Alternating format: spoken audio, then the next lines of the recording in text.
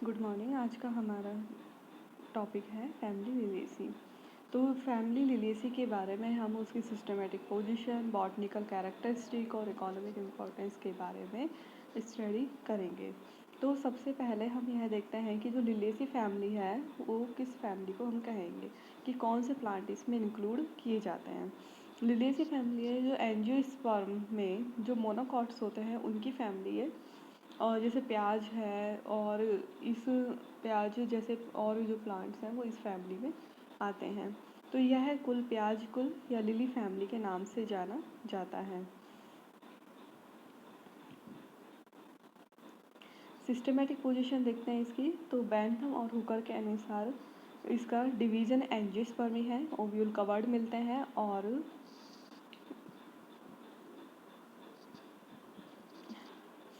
इसमें जालिकावत की जगह पैरेलल वेनिशन पाया जाता है। जालिकावत डाइकोट्स में मिलता है रेटिकुलेट, और पैरेलल मिलता है मोनोकॉट्स में। तो यहाँ पे ये चीज़ सही होगी कि जालिकावत की जगह पैरेलल वेनिशन इसमें पाया जाता है। दूसरा है सब डिवीज़न मोनोकॉटिलिडनी। जो फ्लावर होता है वो ट्राइमेरस होता है, मतलब उसमें जो पेटल्स एपल्स होते हैं 3-3 के नंबर में होंगे। बीज में एक दलपत्र उपस्थित होता है। सीरीज़ है इसकी कोरोनरी। जिसके कैरेक्टर क्या होता है, जो पेरियंथ होता है उसका वो पेटलोइड होता है, मतलब पेटल्स के कलर का पेरियंथ पाया जाएगा, और सुपीरियर ओवरी इसमें पाई जाती है। फैमिली लिलिएसी जिसके कैरेक्टरिस्टिक फीचर है पादप शाकीय शुक्ल और वृक्ष, पत्तियां एकांतरित अननुपर्णी पर्णाधार आच्छाद उपस्थित होता है। इनफ्लोरेसेंस रेसिमोस होता है। फ्लावर ट्राइमेरस और परिदल पुंज 2 चक्रों में बटा हुआ रहता है। जो पेरियंथ है वो 2 भागों में डिवाइडेड रहेगा।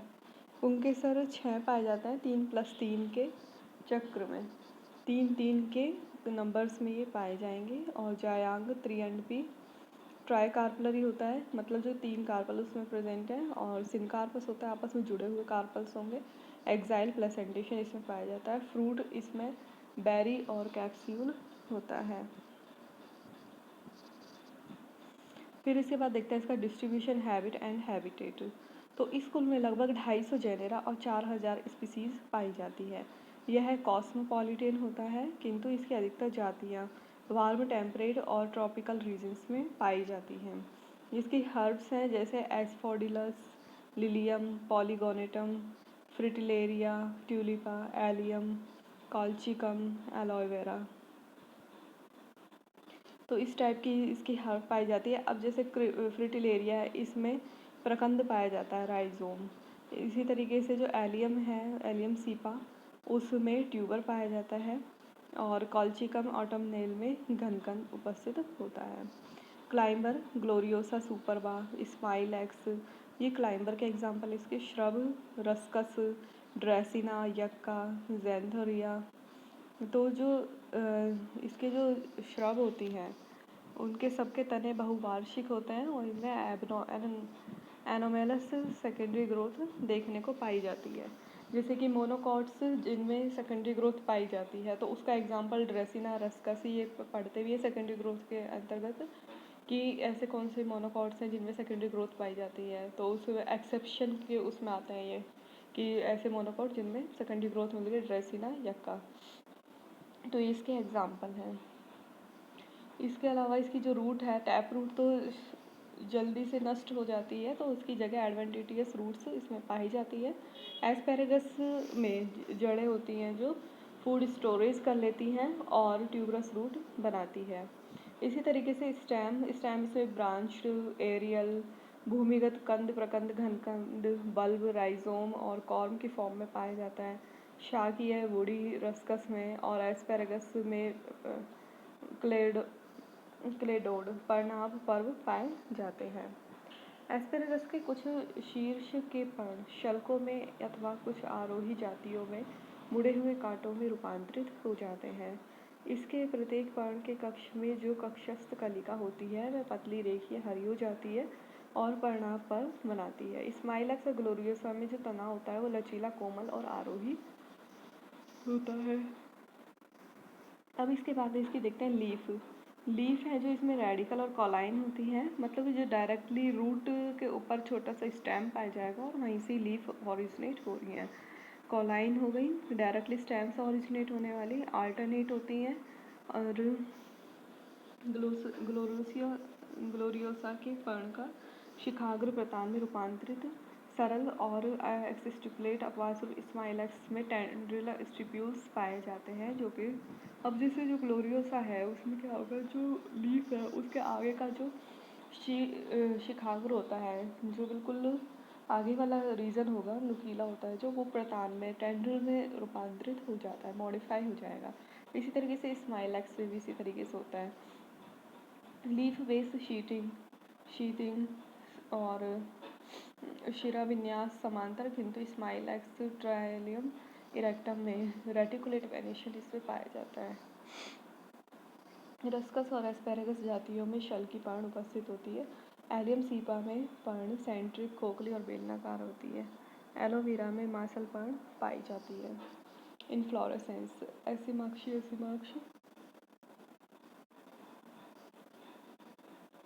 जैसे कैमेसिया है, यक्का है, इनमें पाया जाता है। स्पाइक एलोवेरा में पाया जाता है। छत्रक स्माइलैक्स ऑरिकुलेटा और एलियम सीपा में पाया जाता है। एक लाक्षी ससीमाक्ष समानित होकर अम्बेल बनाता है। सॉलिटरी टर्मिनल ट्यूलिपा इड्यूलस में, सॉलिटरी एक्सिलरी ग्लोरियोसा में। फ्लावर सेवरंत होते हैं या एवरंत हो सकता है। कम्प्लीटली बाइसेक्सुअल होता है, लेकिन जैसे स्माइलैक्स है, रस्कस है, इसमें इनकम्प्लीट फ्लावर पाया जाता है जो कि यूनिसेक्सुअल होता है, एक लिंगी पाया जाएगा। एक्टिनोमॉर्फिक फ्लावर होता है, लेकिन जैसे हेवर्थी है उसमें एक व्यास सममित पाया जाता है। हाइपोगाइनस होता है, हाइपोगाइनस मतलब कि सुपीरियर ओवरीज में पाई जाती है। अधिकतर ट्राइमेरस होते हैं, त्रिदयी, और मियंथियम बायोफोलियम में टेट्रामेरस फ्लावर होता है।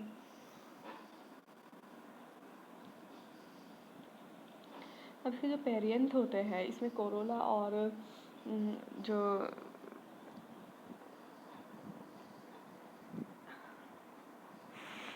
कोरोला जो सेपल और पेटल्स होते हैं वो आपस में फ्यूज हो जाते हैं और अलग अलग ना पाए जा करके पेरियंथ इसमें पाया जाता है। तो जो पेरियंथ होता है वो 6 पाए जाते हैं और 2 चक्र में उपस्थित होते हैं, 3-3 के चक्र में पाए जाते हैं।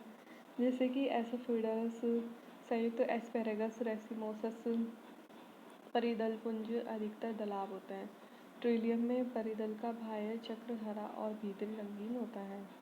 एंड्रोशियम 3, 6, 8 2 चक्रों में व्यवस्थित। एरियम सीपा में पॉलिएंड्रस अथवा परिदल एस्पेरेगस में पाया जाता है। इसी तरीके से रस्कस में सिलेंड्रस कंडीशन पाई जाती है। और जो तो ये अलग अलग कंडीशन यहाँ पे दी हुई है। इसी तरीके से गायनोइशियम है, उसमें ट्राई कार्पलरी पाया जाता है। ट्राई कार्पलरी मतलब 3 कार्पल मिल रहे हैं, आपस में जुड़े हुए हैं, सिनकार्पस कहलाता है। ट्राइलॉक्यूलर होती है और एक्साइल प्लेसेंटेशन इसमें पाया जाता है। ओवरी सुपीरियर होती है और स्टिग्मा सिंपल होती है और स्टाइल सिंपल होती है और स्टिग्मा ट्राइलॉप्ट होती है, तो ऊपर से वो 3 भागों में विभाजित दिखाई देती है। फ्रूट एंड सीड स्माइलैक्स में गूदेदार बेरी, ग्लोरियोसा पटविदारक और एसोफिडिलस में कोष्ठविदारक कैप्सूल पाया जाता है। तो बेरी फ्रूट्स भी मिल रहे हैं इसमें और कैप्सूल फ्रूट भी इसमें पाए जाते हैं। बीज छोटे भ्रूणपोषी होते हैं।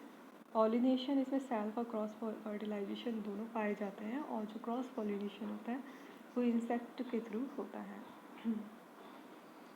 तो इसका एक सबसे बेस्ट एग्जांपल है पॉलिनेशन का, पॉलिनेशन इन यक्का। यह जो सिम्बायोसिस का एक बहुत ही अच्छा उदाहरण है।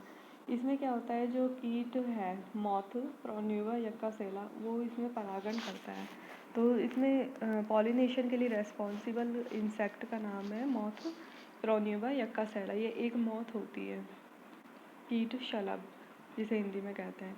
तो यक्का और शलभ दोनों को ही अपना जीवन चक्र पूर्ण करने के लिए एक दूसरे पर डिपेंडेंट रहना पड़ता है, तो इसलिए एक सिम्बायोसिस का बहुत ही अच्छा एग्जाम्पल है। यक्का के पेंडुलस जो फ्लावर्स होते हैं वो रात के टाइम में खुलते हैं, रात को खिलेंगे, जिसके कारण ये जो कीट होता है यक्का वो उससे आकर्षित होता है और उसके पुष्पों के पास आकर के बैठ जाता है। और जो पुष्प में जो पुंकेसर होते हैं वो छोटे और स्टाइल लंबी होती है। स्टामेन तो हो गए साइड में छोटे और स्टाइल लंबी है। तो जब वो पुष्प के पास आकर कीट परागणों को अपने मुंह में भरता है और एक पुष्प से दूसरे पुष्प पर जाता है, तो ओवरी में छेद करके अपने अंडे उसमें रख देता है। उससे उसने अपना न्यूट्रिशन भी लिया और साथ में जो उसकी ओवरी होती है जो फ्लावर की, उसमें वो छेद करेगा और अपने ओव्यूल उसमें दे देगा, अपने एग उसमें दे जाता है जो इंसेक्ट होता है। फिर इसके बाद जो वर्तिकाग्र पर कीट पूर्व से पुष्प से लाए हुए परागकणों को छोड़ देता है।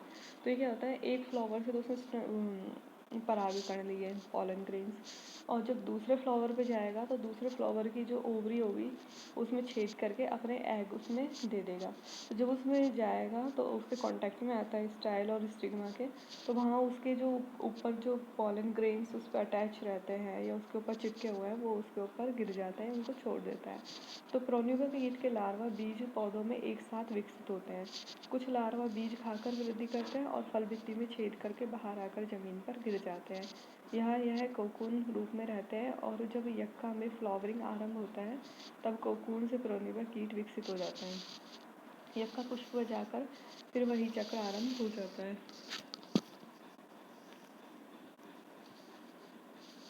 तो अब जो ये यक्का कीट है जिसने अपने अंडे दिए, तो इसके एग विकसित होकर लार्वा भी यही बनाएंगे, फ्लावर के पार्ट्स को ही खाते हैं, फिर नया इंसेक्ट बन जाएगा और इस तरीके से इसकी लाइफ साइकिल है जो चलती रहती है।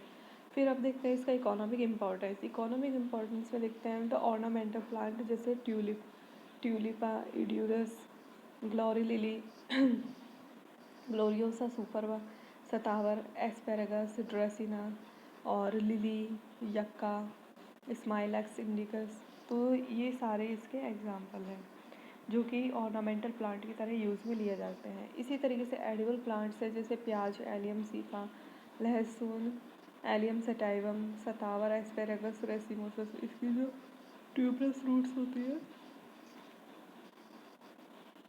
वो एज ए फूड यूज में ली जाती हैं। मेडिसिनल प्लांट जैसे कि एलियम सीपा और इसके अलावा लू, इनके बचाव के लिए फ्रिटिलेरिया, ये सारी चीज़ें यूज में ली जाती हैं।